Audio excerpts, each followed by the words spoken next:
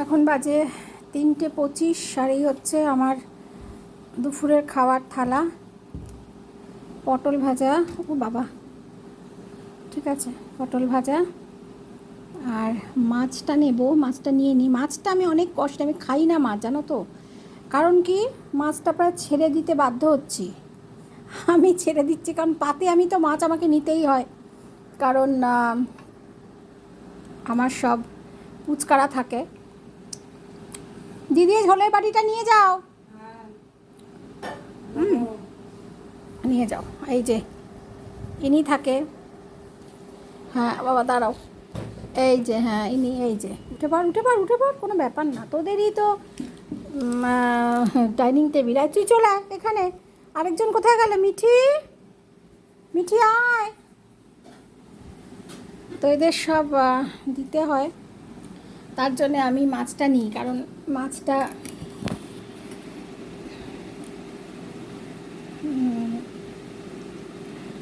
আমার ভাগের মাছটা আমি ওদের দিই, কারণ ওদের তো মাছ ছাড়া চলে না, বাট আমার তো হয়ে যায়, অসুবিধা নেই।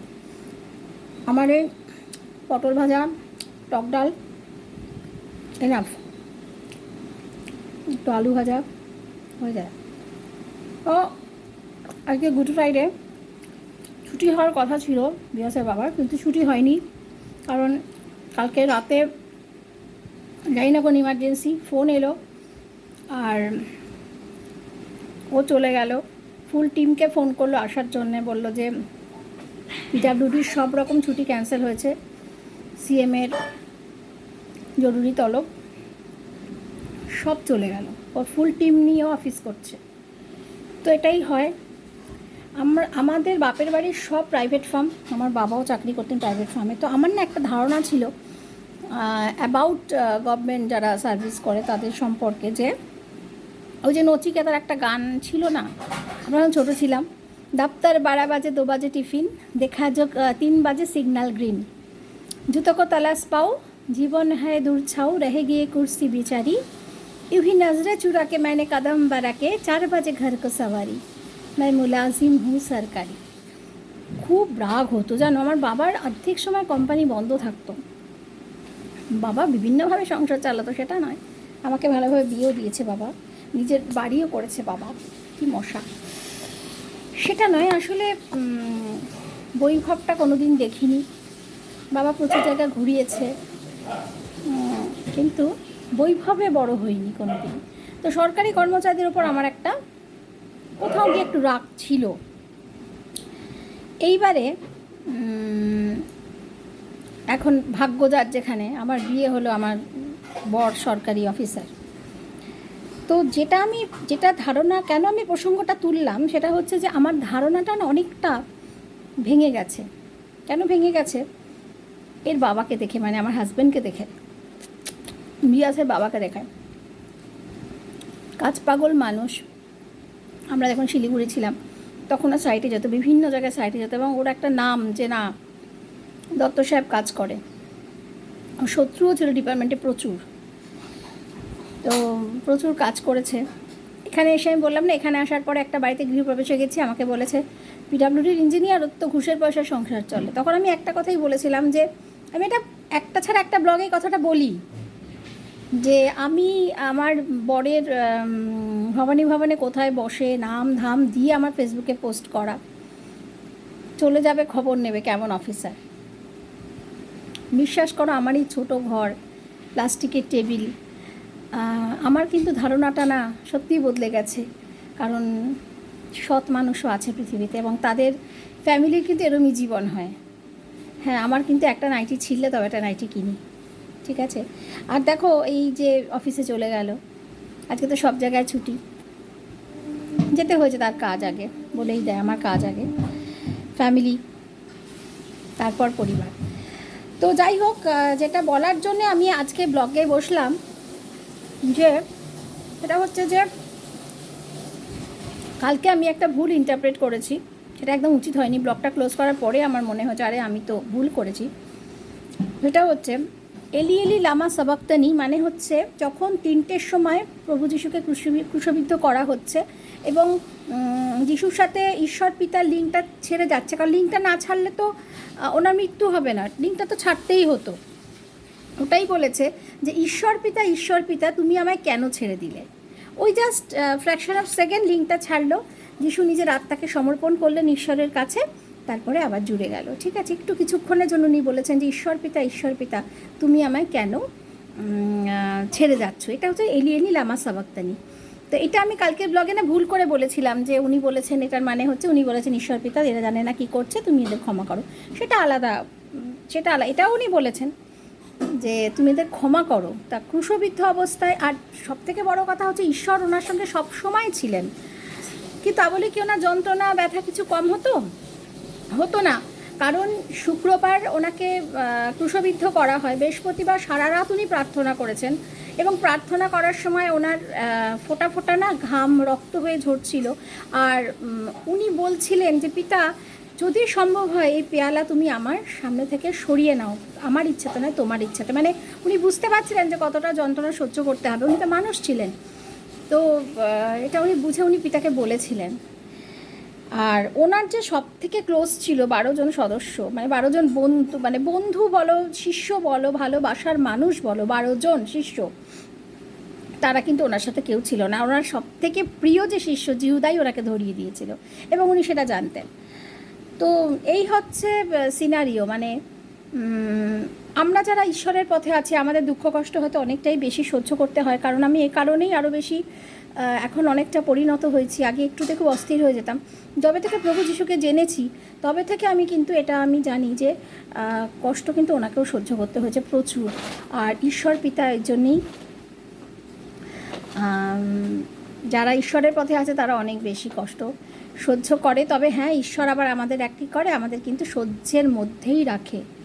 এমন কিছু কষ্ট দেবে না যেটা আমাদের সহ্য ছাড়া হয়ে যাবে, সেই বিশ্বাস আমার আছে, কারণ আমি প্রভু যিশুকে ভালোবাসি।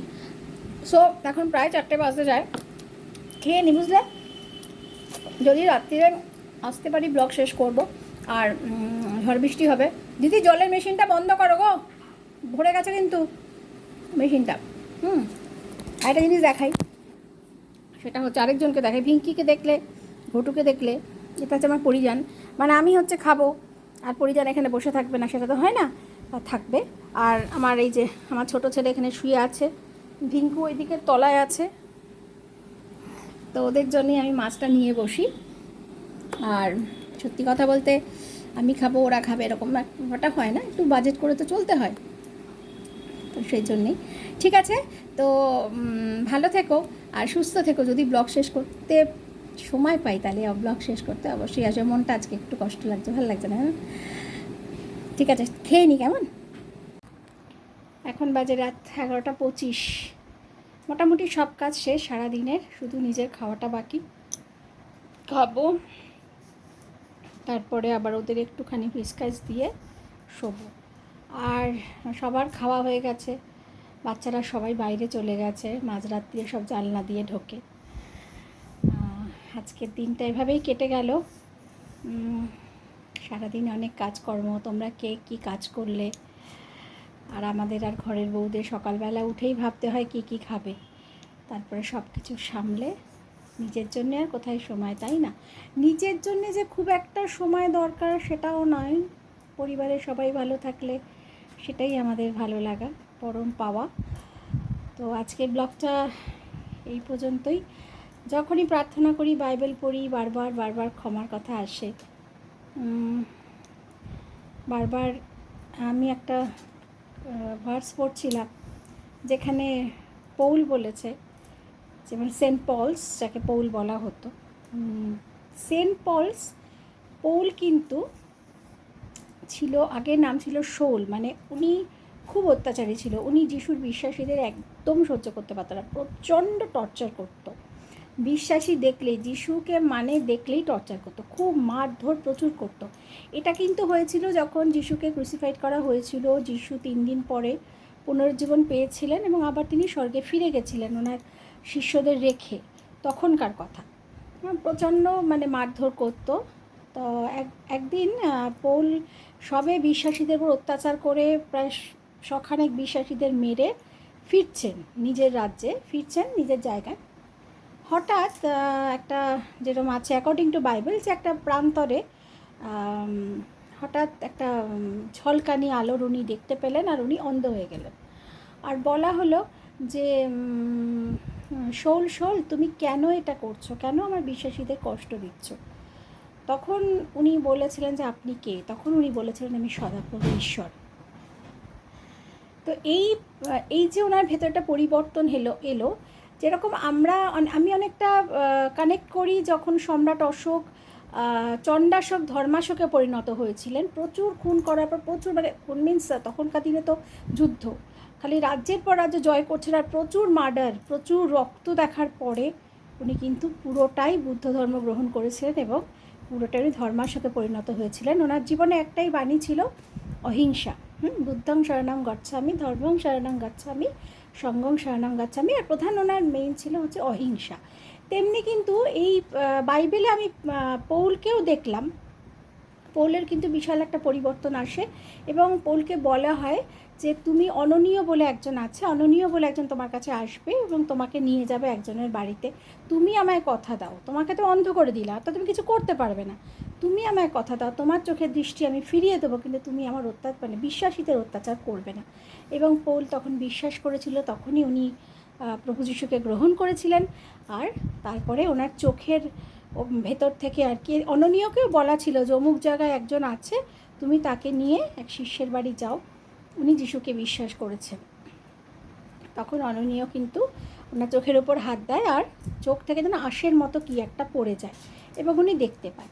তার পরবর্তীকালে কিন্তু সেন্ট পলস, উনি প্রভুর কথা প্রচার করেন, যিশুর কথা প্রচার করেন এবং উনি নিজে বলেন যে যেগুলো আমি ছিলাম চরম অত্যাচারী, অবিশ্বাসী, আমি বিশ্বাসই করতাম না ঈশ্বরকে, কিন্তু ঈশ্বর আমার জীবনে এমন কাজ করেছেন, আমি কিন্তু এখন প্রভু যিশুর মানে অন্যতম প্রধান প্রচারক। তো উনি যেটা বলছেন যে কোনো ভাই যদি ভাইয়ের বিরুদ্ধে মামলা করে, যার বিরুদ্ধে মামলা করেছে সে সহ্য করুক। বারবার উনি সহ্যের কথা বলেছেন, ক্ষমার কথা বলেছেন এবং বলেছে হিংসা না করতে, ভালোবাসতে, ক্ষমা করতে। তোমার সঙ্গে যদি হিংসা হয়েও থাকে তুমি ক্ষমা করো, তুমি সেটা সহ্য করো, কারণ ঈশ্বর তোমার সপক্ষে আছে। তো এটাই ছিল আমাদের প্রেরিত পৌলের একটা গল্প, ছোটো ছোটো গল্প তোমাদের সাথে শেয়ার করবো, আমার ভালো লাগে। আমি না বাইবেলের সাথে কথামৃতকে রিলেট করি, আমাদের হিস্ট্রিকে রিলেট করি, আমার ভালো লাগে পড়াশোনা করতে, একটু ফাঁকে কাজকর্মের ফাঁকে একটু পড়াশোনা করি, ভালো লাগে। তো ঠিক আছে, আজকে এই পর্যন্তই, অনেক রাত হয়েছে, সবাই ভালো থেকো, সুস্থ থেকো আর ভালো রেখো সবাইকে, আর সবারই কথার সঙ্গে থেকো। শুভরাত্রি।